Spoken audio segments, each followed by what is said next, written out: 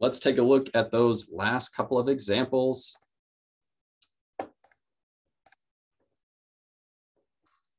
I and J, interesting. We're now gonna include a square root.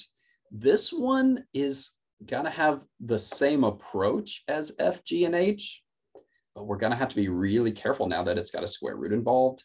Even J is gonna have a similar approach to F, G, and H, but we'll have to think about what's happening now that it involves the natural log. Alrighty, switching cameras.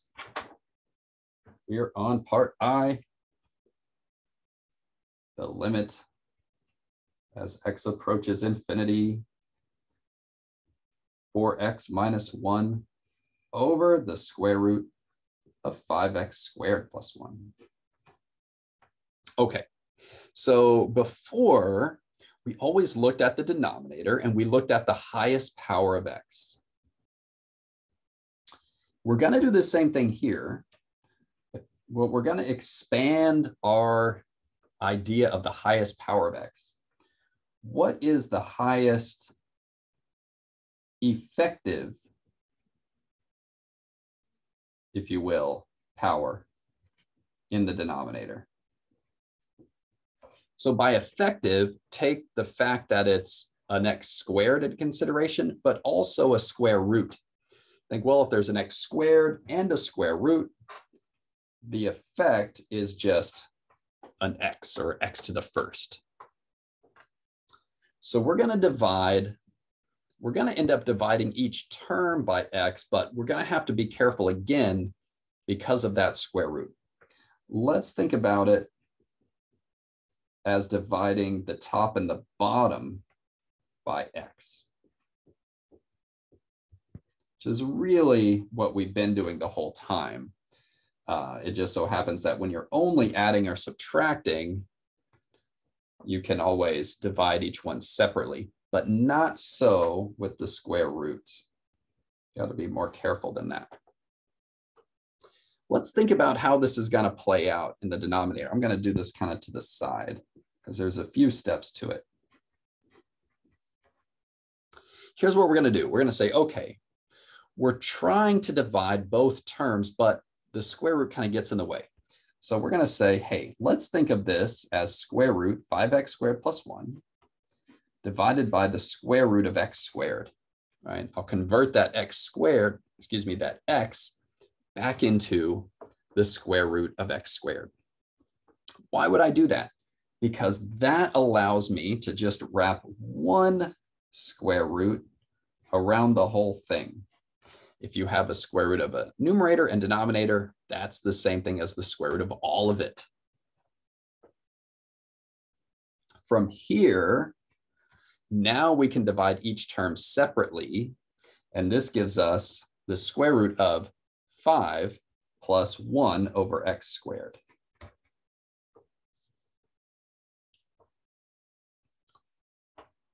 And so it's almost like when that x pushed inside of the square root, it became an x squared, and then the division can happen between the two of them, like so. Okay, let's continue. I need a new piece of paper here to keep going. So we've done the denominator, the numerator, no problem there. We can just divide those separately here. 4 minus 1 over x over square root 5 plus 1 over x squared. And now we can start to work toward our final answer. We take the limit of each one of these separately. We've got 4 minus 0. In the denominator, the limit can push inside that square root. If you remember, the square root, any square root function is continuous on its domain. And so we can push that limit inside and kind of ignore it and say, okay, limit here, limit of 5 is 5.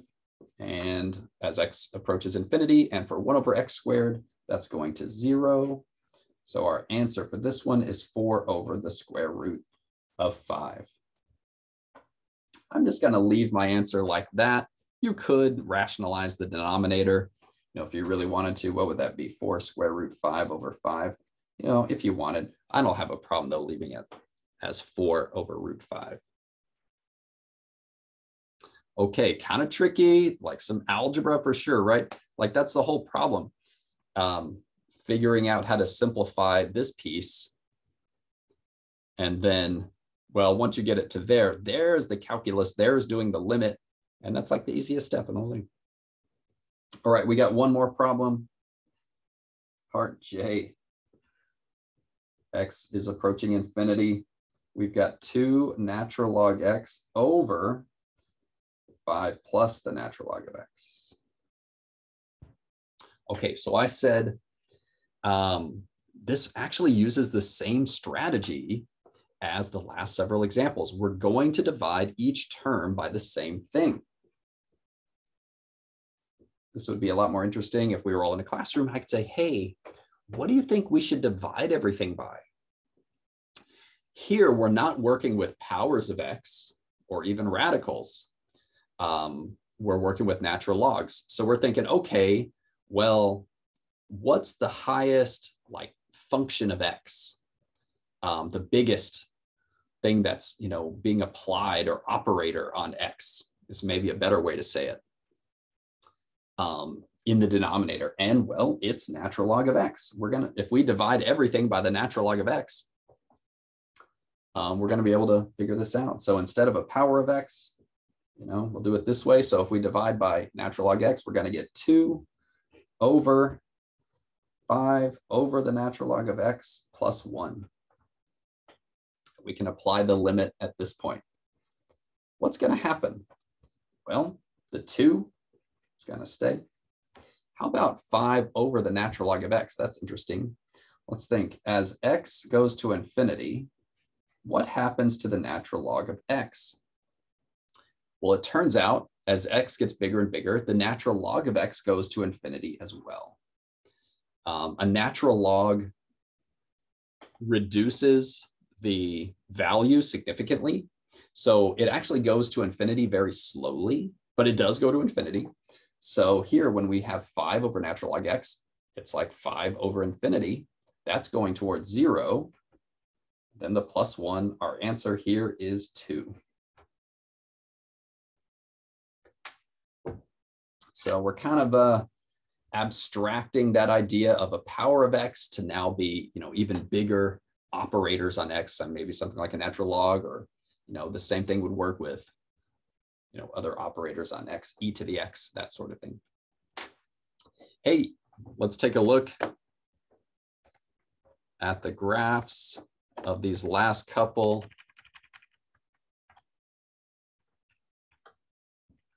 We just did 2 natural log x over 5 plus the natural log of x. And yeah, we see that horizontal asymptote. Oh, wow, it's at 2. Yeah, that's not obvious at all, but only because the natural log is very slow. So it is going to creep up to 2 eventually. I don't really feel like zooming out anymore. And we can see that like in the ratio of the natural logs, 2 over 1. Okay, and then the one just before that, maybe a little bit more interesting, 4x minus 1 over the square root of 5x squared plus 1. And we realized this was 4 over the square root of 5. And yeah, we can really see that one nicely. That's where it's tending to towards infinity. Pretty cool, pretty cool. So to kind of summarize, you know, the approaches, there's different ways of taking advantage of dividing by infinity, since we know that that heads towards 0. So, you know, these are kind of, part A was set up for us, you know, right away, but even part B, think of that negative exponent as dividing 4 divided by e to the x. And so that ends up being 4 over infinity, goes to 0. This one was a little bit different because the negatives canceled out.